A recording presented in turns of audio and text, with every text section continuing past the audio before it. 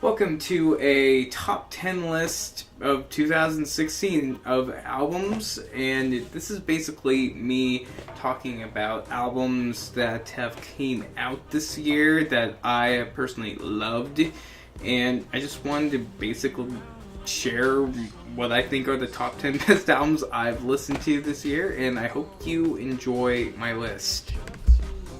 First off, I'd like to mention some honorable mentions though. First off, I'd like to mention some honorable mentions. Lady Gaga's Joanne, that was a great pop album. Really like the song Joanne and Perfect Illusion. Really great songs in this album. I almost considered it putting this on my top 10, but I was like, at the end of the day, I was like, nope, sorry. I did love it. I do love this album. That's why it's an honorable mention. Another album I considered was Ray LaMonte's Arboros. I really enjoyed that album. It didn't stick with me long enough to really consider it a album of the year, and I didn't listen to it enough. And basically, I haven't really came back to it since I reviewed it, basically. And I don't know, the album didn't click with me, I guess. And also, Iggy Pop's Post-Pop Depression. I really did like that album a lot. I really love all the instrumentations in there, and even Iggy Pop's more older voice, which is totally fine. It totally fits the album perfectly. It didn't really, I don't know. I just decided in the end, it wouldn't be a top 10. Also, Weezer's album, The White Album, is also an honorable mention. I do like it a lot. As with some of these others, they didn't stick with me through the whole year. Maybe Joanne might, but yeah. But we're here to talk about the top 10 albums that I enjoyed this year. So at number 10, we have Sturgill Simpson's A Sailor's Guide to Earth. Finally got that right. I kept on messing up on that. Now, Sturgill Simpson's album was just so good. It was a great country album, and it came out just at the right time, and it just really caught me off guard because I don't like country that much. I mean, I like Johnny Cash, and I like Casey Musgraves, and of course I like some Dolly Parton. I like John Denver. He's kind of a mix of genres, but Sturgill Simpson's album just really sat well with me. I really like the songwriting in there, and all the really awesome instrumentations are so good in this album. Please give it a listen, especially if you love country and want more of a true savior of country. I'm sorry, I shouldn't say that because some people do like the new country. I don't, but I totally understand if you do. At number 9, we have Oteb's Generation Doom, which is so weird that I'm saying that because this album is pretty hard, even for my standards. I just love her voice in it. It's so edgy and so in your face, and you feel it, and you feel this energy in her voice. She does a really weird cover of Royals on here that really sticks with you. I do like it better than the original, weirdly enough. I do like the song Royals, by the way. And there's the song Generation Doom is also really good. It's something I would listen to while I'm running, maybe. And I don't know, it just stuck with me. It did, and I still listen to it, and especially when I'm in that horrible mood, just pop that in, and basically kind of cheers me up. I mean, I really have to be in a certain mood, but it definitely caught my attention. Now, with this one, number 7 was kind of tricky for me. I kind of was like, should I put this in my list? Should I not? And I'm like, I'm gonna put it in my list, and that's Frank Ocean's Blonde. And some people might be like, what? So low on the list?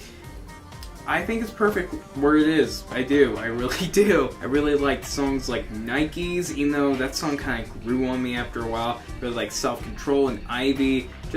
He's really got this way with songwriting that I really like. I feel like he puts a lot of work into his songwriting. Sometimes I don't fully understand what he's trying to say, but for the most part, I like it a lot, and I love his instrumentals, even though sometimes I really don't like it when he like modulates his voice weirdly, but overall, I really like this album. My number 7 pick is Death of a Bachelor, Panic at the Disco's album, of course. And you're probably thinking, Cole, why this? I mean, come on,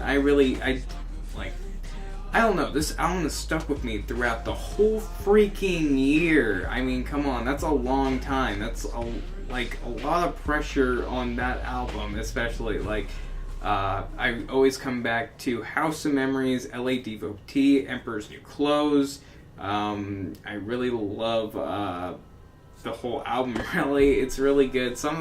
There's 2 songs that I don't really listen to that often, but overall, I do love this album, and I recommend, if you like Panic at the Disco, listen to it. And I don't get why people are dissing this album that much, because people loved Fall Out Boy's American Beauty, American Psycho. I personally don't understand that, because I don't really like that album that much, and I love Fall Out Boy. Fall Out Boy is my favorite band. My number 6 choice is A Moon-Shaped Pool. Now, this album just sat so well with me and blew my expectations sky high, and I don't know, it just burned the witch, and Daydreaming, just, oh my gosh, it was so good. It's such a nice listen, especially on a rainy day. Sorry, I had to burp. Definitely listen to this album if you haven't yet. I mean, okay, maybe not everyone would enjoy this, but this, if you like soothing music or really weird, obscure music, check it out. At number 5, we have Glass Animals, How to Be a Human Being. And I just checked my video. I just posted it literally the other day, actually today. And it already has a dislike, because I think maybe I was too energetic or something in it. I don't know. I gave it a positive review because I love it, and I don't care what anyone thinks. It's a great album, and it just sets. It's just a really good album. It has some really good hip-hop vibes in there, and some really cool stories. Not really anything too deep, but people can relate to them, and it's just one of those albums I keep coming back to, and that's the most important thing about this list to me, is if it has a longevity, and this album definitely has that. Number 4, this was even harder, because my top 4 albums were interswappable because they were that good, but I put the OC's A Weird Exits. It's always hard to say that one, by the way. But anyways, this album just is so hard punk and awesome and garage rocky that I could not resist, and it's one of my favorites this year. And I almost even considered it as my top 1 album this year at one point. I was like, this album's freaking awesome, but I feel like it doesn't live up to what the other album I have on my top 1. And it's super good though. It is so good. If you like some kind of jam sessions in garage rock, listen to this album. It is awesome. It will just blow your ears out of the roof and stuff. Now, at number 3, we have Angel Olsen's My Woman. This was so easy. This is oh my gosh, there was no way that... I mean, this album was incredible to me. This is a great freaking album. I've seen a lot of stinky albums this year, and I was so shocked when I heard this album, because it was good. It was Born's a dopamine good last year, basically, and I love it. It has a Nirvana vibe to it, and it just blew me away, basically, when I was listening to it. I really love the song Intern and Shut Up and Kiss Me, and just listen to this album. I can't stress enough to listen to it.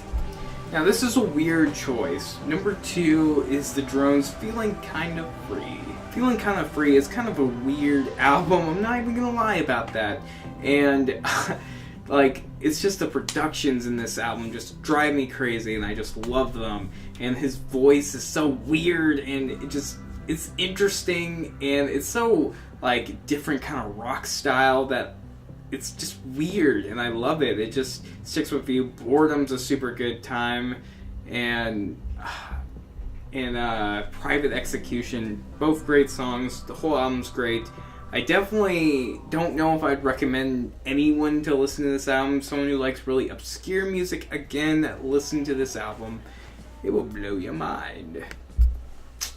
Number 1, if you've seen this music review, you would already guess, like, just by watching this music review that I did, like, months and months ago, but you would definitely have, like, some kind of guess. It's the Lumineers' Cleopatra. Come on. You really thought it was gonna be something else. If you've seen that, at least that review. Maybe you didn't. Probably not. Lumineers' Cleopatra did something no album has done this year. It's made me basically cry inside. It made me feel emotions like I haven't felt in forever. I remember going to work and just listening to it the first couple times. I'm like, this is really boring, but then I listened to it more and more, and I was listening to the lyrics, I was listening to the emotions put on to this song, and it was incredible. It was great. And I can't stress enough, I can't believe some people just don't like this album. This is... I mean, I get it. I could see why people win, because it's really slow. It's not the most upbeat album ever, but it's real. It's freaking real, and I love it. And it's just a masterpiece, in my opinion. It is great. Anyways, that was my top 10 albums of this year. I hope you liked it, and I don't know,